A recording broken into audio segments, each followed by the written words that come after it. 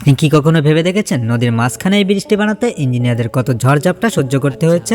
সমুদ্রের উত্তাল ঢেউয়ের উপর ২৬ কিলোমিটার দীর্ঘ এই পথটি দেখলে আপনি হয়তো থমকে দাঁড়াবেন। ইঞ্জিনিয়ারদের লড়াই ও ঘাম ঝরানো কষ্ট দিয়ে তৈরি করা হয় এই বিশাল ব্রিজটি, কিন্তু এই দৃশ্য যতটা সুন্দর এর পেছনের গল্পটা ততটাই ভয়ঙ্কর। ভাবুন তো সেই ইঞ্জিনিয়ারদের কথা, যারা কনকনে শীত আর নোনা পানির ঝাপটা সহ্য করে দিনের পর দিন সমুদ্রের মাঝখানে পড়েছিলেন। উত্তাল ঢেউর সাথে যুদ্ধ করে সমুদ্রের তলদেশে গেঁথে দিয়েছেন ৫,০০০-এরও বেশি বিশাল খুঁটি। কোনো সাধারণ কাজ নয়, এটি ছিল মৃত্যু ভয়কে তুচ্ছ করে এক অবিশ্বাস্য চ্যালেঞ্জকে বাস্তব করা। ৪,৫০,০০০ টন ইস্পাত আর পাহাড় সমান কংক্রিট দিয়ে এক নতুন ইতিহাস লেখা। প্রতিটি ধাপে ছিল যান্ত্রিক ত্রুটি আর প্রকৃতির বিষণ্ণতার হাছানি, কিন্তু এত বড় ঝড়ঝাপটার পরও হার মানেনি এই মানুষগুলোর জেদ। আসলে ভাবতে পারেন সমুদ্রের মাঝখানে এই ব্রিজটি বানিয়ে কি লাভ হলো, তবে লাভটা শুনলে আপনি হয়তো চমকে যাবেন। যে বিশাল পথ পাড়ি দিতে আগে মানুষের ঘন্টার পর ঘন্টা সময় নষ্ট হতো, এই ব্রিজটি সেই পথকে কমিয়ে দিয়েছে প্রায় ৩০ কিলোমিটার যাত্রা। এখন মাত্র ২০ মিনিটেই এই এক শহর থেকে অন্য শহরে অনায়াসে পৌঁছে যাওয়া যায়। এটি শুধু যাতায়াত সহজ করেনি, চীনের অর্থনীতিকে দিয়েছে এক নতুন গতি।